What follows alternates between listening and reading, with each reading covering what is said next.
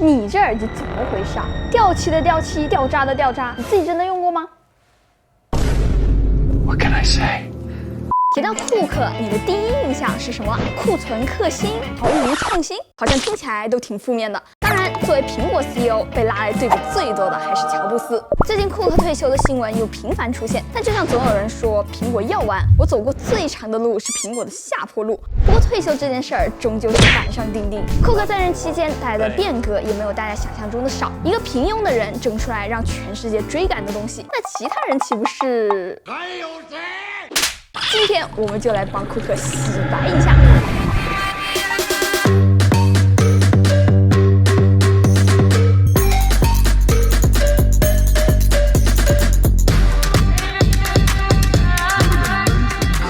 聊到苹果，自然想到 iPhone。乔布斯时代有初代 iPhone 和 iPhone 4，那库克时代的里程碑绝对是 iPhone X。谁赞成谁反对？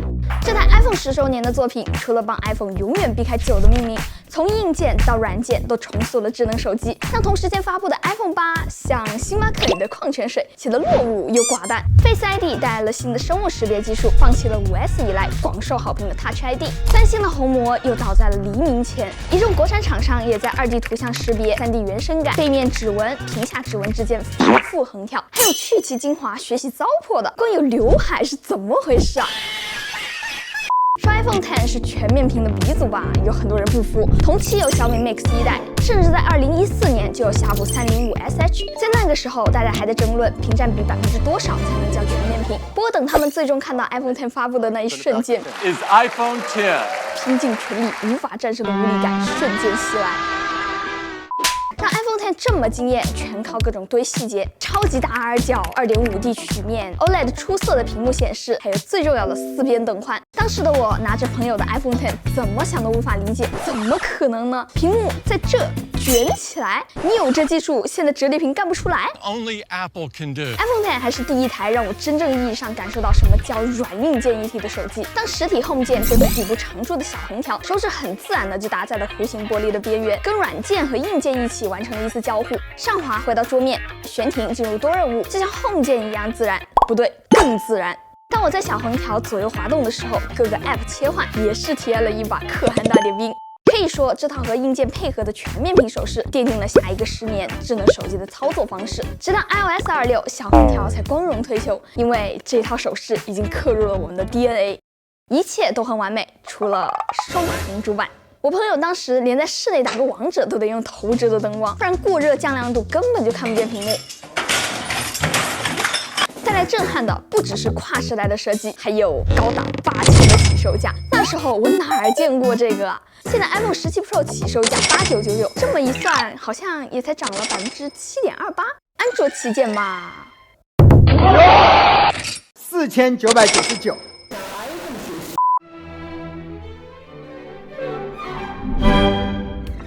一副剪掉线的耳机放在营里大号一打理 ，AirPods 的发布伴随着铺天盖地的群嘲，甚至有人说这一款耳机会养活半个城市的环卫工人，因为太容易丢了。你好，但也不能怪人家说啊，你这造型确实有点偷懒啊。但时间会给出答案，现在的结果你都看到了，没有线材的束缚，随时补电的电池仓，坚定设计和实用的弹窗，成为了现在 TWS 的标准模板，直接让 TWS 这个品类硬闯进大家的生活。我觉得 AirPods 带来的变革完全不亚于 iPod 的出现，甚至是对 HiFi 圈的一次沉重打击，根本不在一个频道了。TWS 是蓝牙频道。说个冷知识啊 ，AirPods 不是 iPhone 7去掉耳机孔的擦屁股方案。早在2014年 Apple Watch 的研发途中，苹果就发现这么小的表它放不下扬声器啊，耳机孔也不行，能不能让 Apple Watch 这种超小设备能带动无线音频设备呢？当当。于是先有 AirPods 是音，去掉 iPhone 7上面的耳机孔是果，多花1299才能听歌的是我。有一说一啊，现在我的日常已经离不开 TWS 耳机了。它不是音质天花板，更谈不上电竞，但它是现代人最体面的避风港。哪怕里面什么都没播，就算不同的场景依然需要专门的耳机，但这样的 TWS 必须得有一副。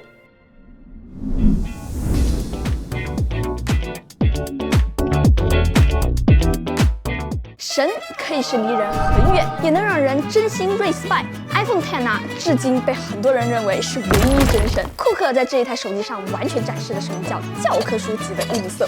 他深知大众的虚荣心在哪，痛点又在哪，意料之中的开了很多东西，甚至提前预买好了槽点，路边的狗都能笑几句的航母边框，但他偏偏留下了那一颗和旗舰平起平坐的心。他赌你为了面子会忍下那些恶气，结果他赢了。消费者帮他证明了什么是价格越低，边框越窄。这一台与 iPhone XS 同期发布的机型，以精准的刀法保留了用户最看重的部分 ，Face ID 全面屏、旗舰芯片、旗舰同款外观设计，更多的颜色选择，每一项都砸在了大家的心巴上。后续带来的疯狂二创，更是让XR从供应链管理的神器成为了真正的神机。直到最新 iPhone 17系列，你依然可以剥开外皮，看到XR炽热的心。200-300的价格，只为性价比，已经失去意义。华强北所追求的是这一艘忒修斯之船，再当几年连播，满眼都是对自己手艺的陶醉。我们至今不知道XR的 R 代表什么，或许是 Reborn 吧。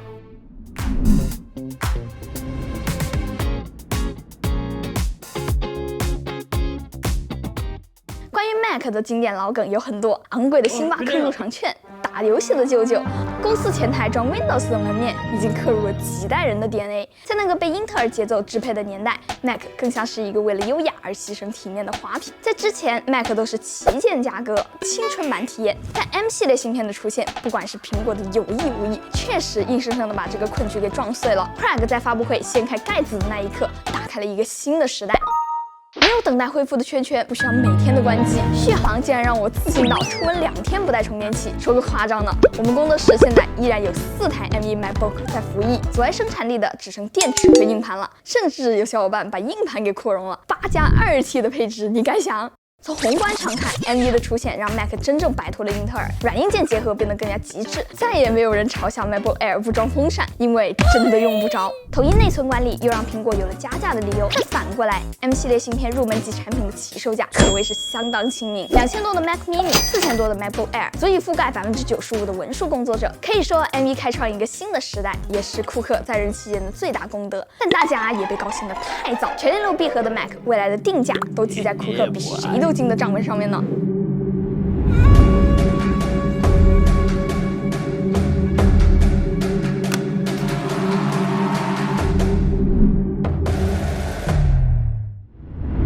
和 AirPods 的低开高走不同 ，MagSafe 打一开始就无人在意。你说我无线充电加个磁吸而已，能有多颠覆呢？嘿，还真颠覆了！定位准了，充电效率高了，磁力够强，闭着眼睛都能放准。更超模的是各种配件生态，磁吸充电宝、手机支架、卡包，它完美解决了即用即走的场景矛盾。用的时候咔嗒一声稳如老狗，不用的时候轻轻一掰不留痕迹。这种极其解压的交互，让它成为了优雅的物理外挂。现在这个带磁吸的功能甚至被写入了企图标准，这意味着全世界的手机都在共享库克当年的脑洞，唯一的代价可能就是为了给这一块磁铁腾位子 ，iPhone 17 Pro 这个略显局促的背盖设计了。这块拼的是真难看。库克真正称得上的好货，我觉得就这些了。至于烂货吧，其实也没有想象中多，我就提一个抛砖引玉一下，其他大家补充一下吧。4399可以是童年一个快乐的下午，也可以是一个锻炼脖子负重的 AirPods Max。它确实有行业顶级的降噪和做工，但这并不妨碍它成为一个极其别扭的产品。这个苹果第一款头戴式耳机，还真是集各种糟粕于一身的代表。金属外壳完全不顾划痕和掉漆的死活，网格头梁忘记了人类这种碳基生物是会出油的。还有这个保护性只有50%的收纳包，不仅保护了个寂寞，还是全机身无电源键的唯一关机方式。有人说 AirPods 师承同门项链品牌 Beats， 可这么丁点儿的头梁伸缩程度，让我深刻体会到什么叫做如鲠在后。2个耳罩更像是锁骨保护罩，买着贵，听着普，戴着重，挂着勒。几年前用的时候，我就觉得已经有一点毁誉参半了，没想到过了几年还有续集啊！这头梁直接炸了。AirPods Max 全身上下都像一个出现在建模里面的产品，它的最终归宿除了陈列在 Apple Store 的支架，就是博主随手拍里面露出一角的桌搭了。说实在的，我们都知道乔布斯是传奇，但我真正喜欢数码，甚至从业的时候，恰恰是库克执掌期间。无论是苹果自己的产品，还是他影响整个行业，库克已经成为了我成长中的一部分了。很多人说库克把苹果带成了一个万亿市值，但是极度无聊的公司，各种下坡路的言论也走了10年。我从 iPod 到 iPhone、iPad、AirPods、Mac、Apple Watch。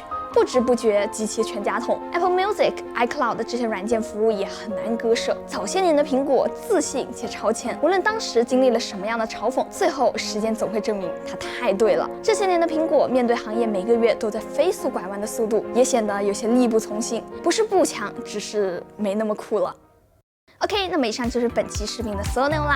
如果大家觉得这期视频还有点意思的话，记得给我点赞、3连关注哦，这对我来说非常重要。那我是 Tilly， 咱们下期再见吧，拜拜。賈師傅，跟住落嚟就交俾我啦。哼，睇下你有冇料到先。